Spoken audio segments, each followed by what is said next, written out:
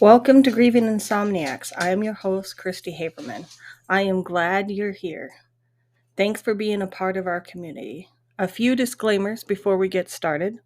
I am a licensed therapist. However, this podcast is not to be considered mental health therapy or counseling.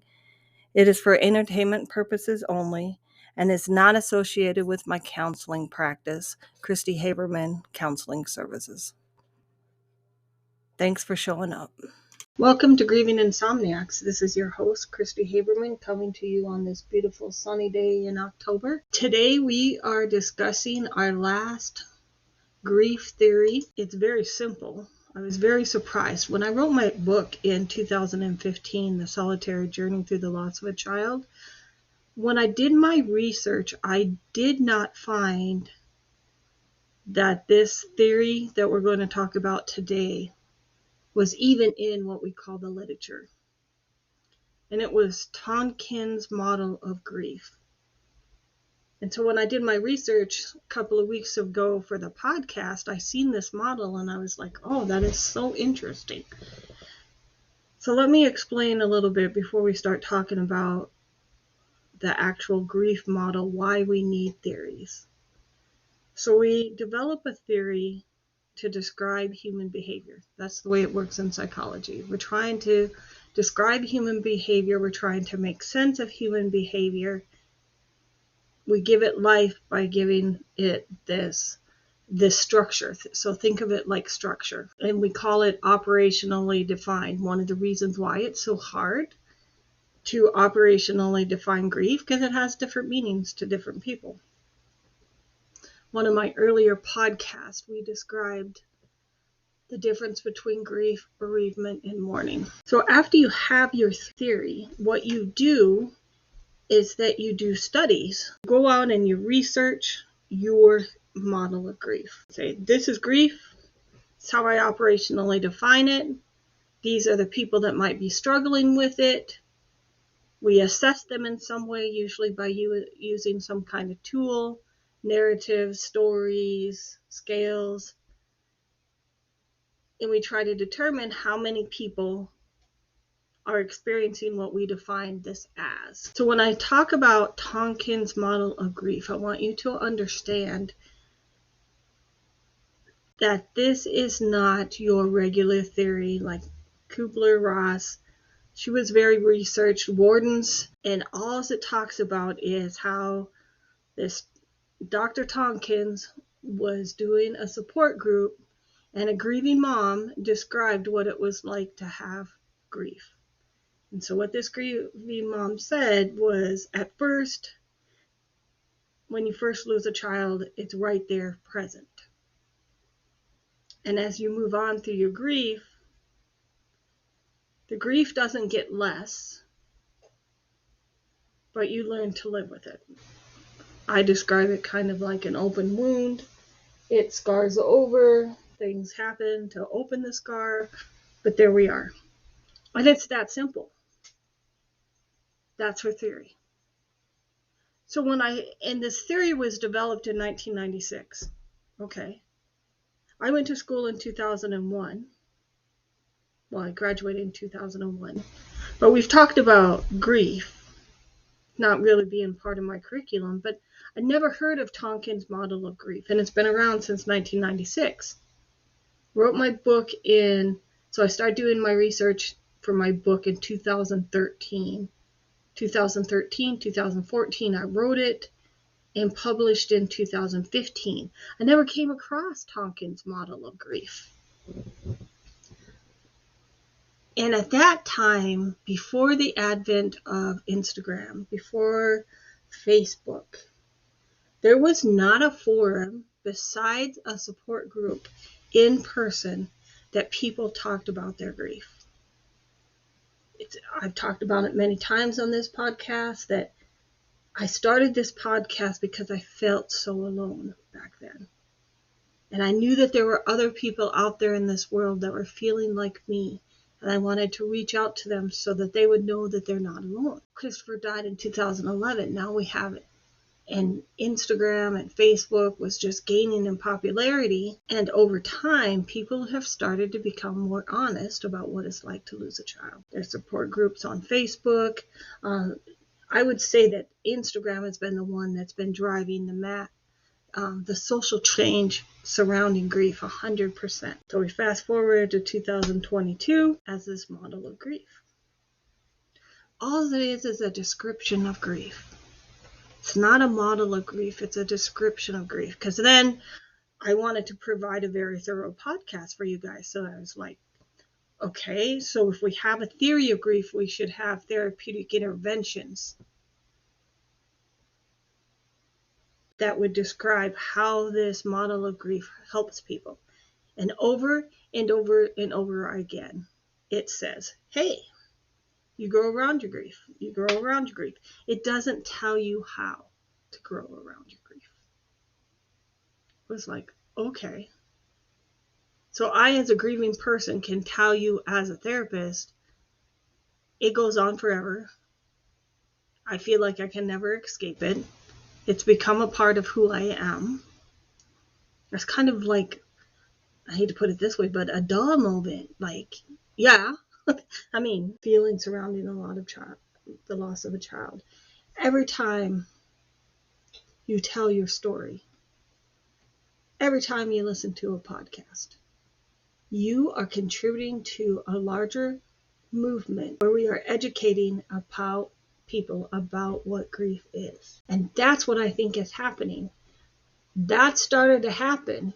People started to go to therapists. I seen that advertised on a funeral home. People are demanding that you understand me and my grief. Don't put me in a box. Don't tell me I'm going to get over it. And it's creating this huge social movement surrounding grief, which as grieving moms, we all want. We want our feelings to be accepted. We want our reactions to be accepted. And so it's happening. And I think that's part of why Tonkin's model of grief exists. Can't find any research at all. Granted, I don't have access to scholarly journals like I used to. I can't find it.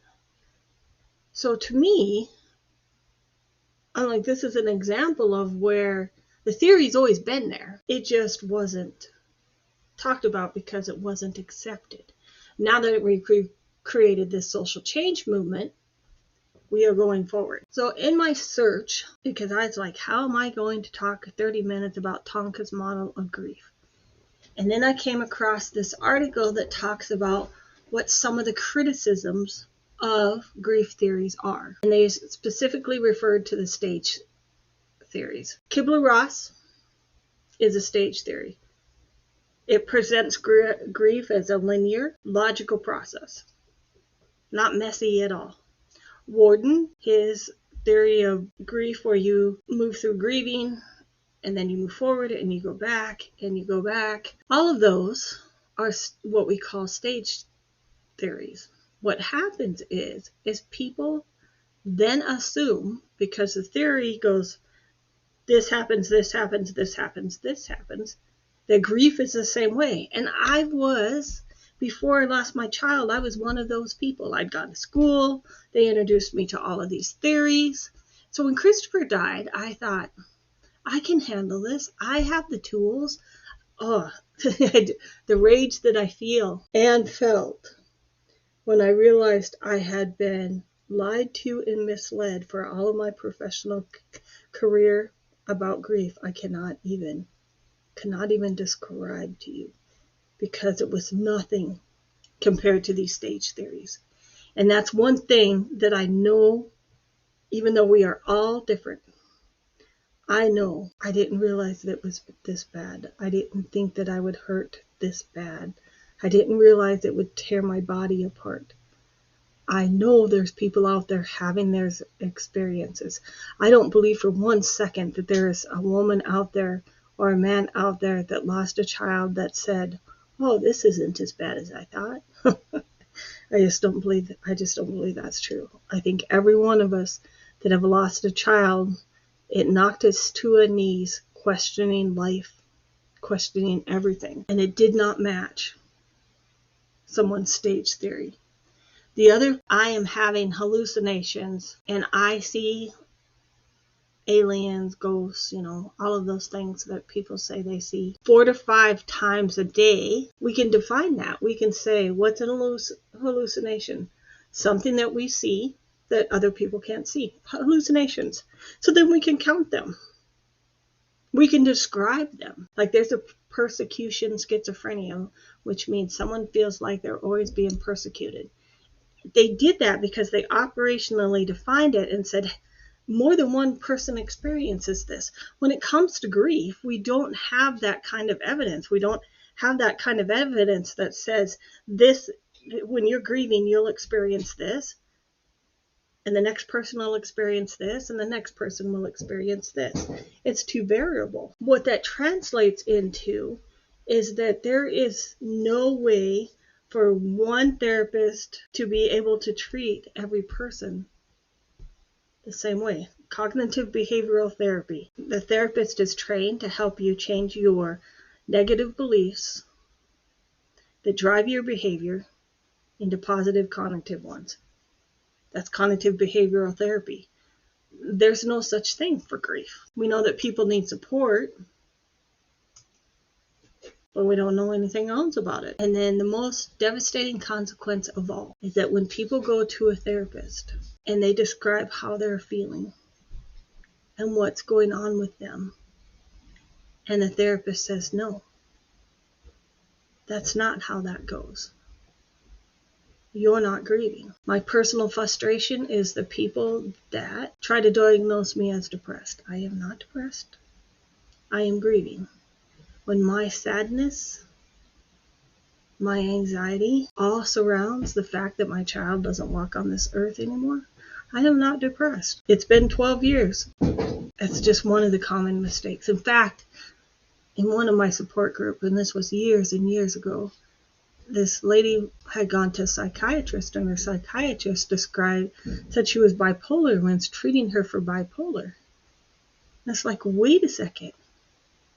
Especially in early stages of grief, I would fluctuate between anger and sadness and frustration and I'm sure that I had these huge mood swings. Was I bipolar? No. That's just part of what grief is like. So many people, and I highly encourage you to, if you go to a therapist and you get a diagnosis that doesn't match what you believe about yourself, you don't have to accept it. Get a second opinion. Don't accept these labels. Some people just can't understand, especially now that we are becoming smarter about the impact of trauma on the brain development. Don't accept those labels. Go to someone else. Find someone else to go to. So the other problems with grief theories is they simplify what the grief process is. And I know all of my listeners can agree with me about that, which is when we talk about, oh yeah, it's going to grow around me. How is that going to happen? Does it explain the extremely messy process of this? Sure doesn't. It's been nightmare, white knuckling it, doing intense personal work to get where I am today. And we have no choice. We have no choice. If we want to survive and live in this world, our body will move us towards healing whether we like it or not. That's another criticism of it, having stage theories of grief, is that it's passive, which means something's being done to us. We can't do anything about it. And I did feel like that for a very long time. I felt like I had absolutely no control over my grief, no control over my emotions, no control over everything because I hurt so badly all of the time. And I know there's people out there that are feeling that way. And all I can tell you is that we are here for you. We understand. But at the end of the day, the only one that gets you through is yourself. Find a way to comfort yourself. It doesn't take into reality what it's like to cope with grief.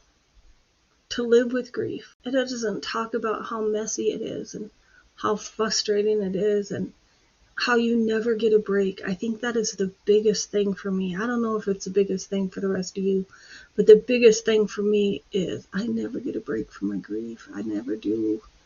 And some days I just want a break. Poorly defined concepts. We can agree with that. We can't even agree about what grief, bereavement, and mourning mean. How are we going to agree on what the concepts mean? What does it mean to oscillate between tasks that are future orientated and grieving? Have no idea. It says prescriptive statements and interpretations. What they mean by that is the kind of like cliches. Like grief is like an ocean. Okay. I'm drowning. That's what that means. I'm drowning. Okay, if I was really in the ocean, you'd throw me a life preserver. You might even get me a boat. What are you going to do when I'm drowned in my grief? What life preserver are you going to throw my way? Those grief theories don't tell us how to do that. So what does that mean when we go in to see a therapist? That means that they're throwing everything at you but the kitchen sink. Here, let's throw in some cognitive behavioral. Oh, let's throw in some inside-orientated therapy. Let's throw in this. Let's throw in this. And at the end of the day, you walk out of your appointment feeling just completely frustrated. You're like, how is that supposed to help?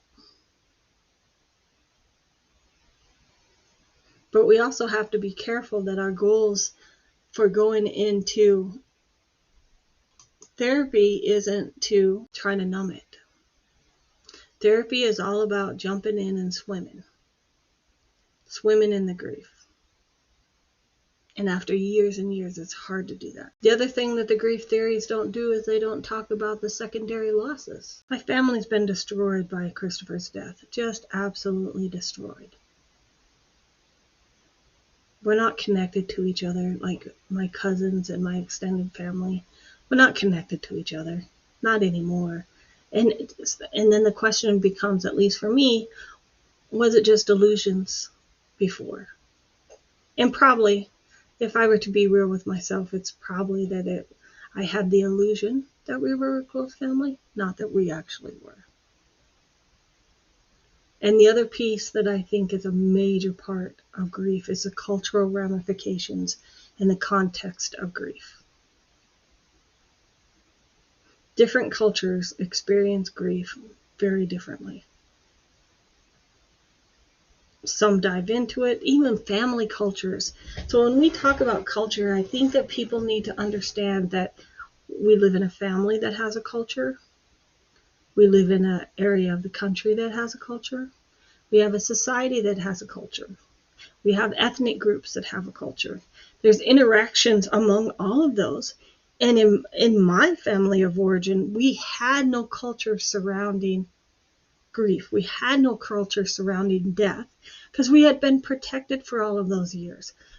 People lived a good long time. I had grandparents. I wasn't particularly close to them for various reasons. Mainly because they weren't necessarily attached to us either. That contributes to how you experience grief. So when Christopher died, I had no context in which to even plan a funeral. I felt like I was all alone learning to plan a funeral. However, if I was Native American, I would have known what to do. If I was Jewish, I would have known what to do. If I was religious, I might have even known what to do. But because grief was so absent and death was so absent from our household, I didn't know what to do. I didn't know how to plan a funeral. I didn't know how to accept people. I wanted to be left alone. I didn't want you in my house. It is just, so culture really plays a role in this. Also, it plays a role in healing too. I'm trying to stay away from that word healing, sorry. Coping with grief, it plays a role. I'm a therapist. I live in a rural area. I live in an area that is very insular and rural. For those reasons, I did not feel like I could attend an in-person support group because I couldn't be real. I couldn't be who I was. And I felt, especially if I'm in the same room with a client, right? Like, I can't imagine. I don't know how AA counselors manage this, or substance abuse counselors, because they go to AA meetings too, especially if they're in recovery. So they have to avoid AA meetings that their clients go to. Here in South Dakota, we had one support group once a month. I needed daily support, not once a month support. Not to mention all of those things that I already talked about, that I felt like I was in a different place. I needed more anonymity, which is how I ended up with all online things. Even now, I feel like there's a level of protection with my grieving insomniacs because people don't connect it with my name unless you listen to it. And that's part of the reason why I don't advertise my podcast, and I'm thinking that I probably need to start, because then I have to take ownership over my own story. And there's a vulnerability in that. So when it comes to support too, there's a culture of support. So you need to take all of these into account. So my question goes out to all of you. Do you know why you're not going to support groups in the towns that you live in? Do you know why you're not going to counselors? What are your reasons for not doing those things? Because one thing that grief has taught me is that I must know myself. The only way I'm going to survive this grief process is if I know myself. How I think, how I operate, how my life experiences have affected me. I can get help from other people to help guide me on that path. But I'm telling you, they're not using grief theories. But you guys need a starting off place. You need to know what you need and what you want when you go into that therapist's office and you ask for it. Don't get stuck with a bad counselor. And it's not even a bad counselor, it's just a bad fit.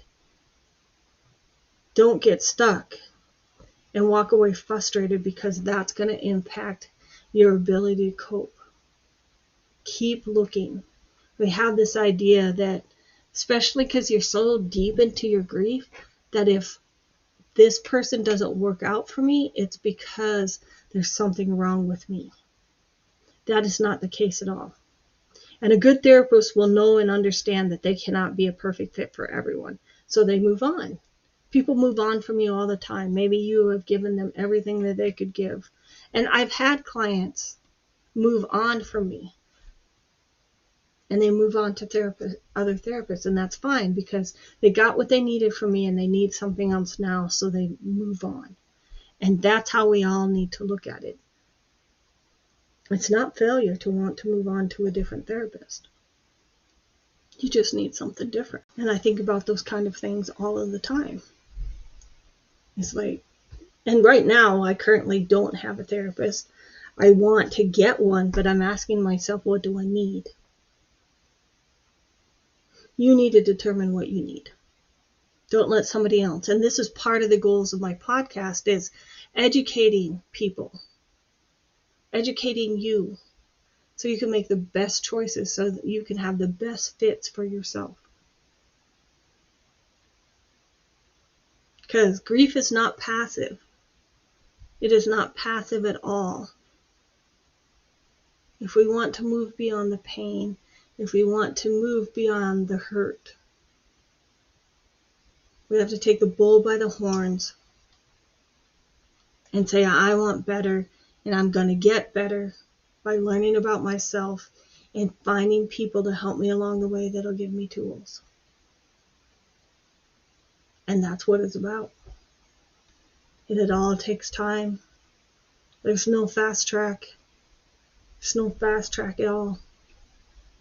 And if today isn't the day, Maybe there'll be a day in the future. So thanks for listening. We kind of went a roundabout way talking about Tonkin's model of grief, but I also think that when we're looking at these grief models and we're choosing what therapist to go to, you need to know the criticisms of the theories too, so you're not so hard on yourself if you don't fit into any particular one. I also believe that you change too, right? As you move through your grief process, what you need and what you want will change. And so you can pick any theory you want. So I'm getting my little red numbers that are telling me that my podcast is coming to an end. So thank you for listening. I hope you enjoyed this series on counseling theories and how to choose your therapist. And we will talk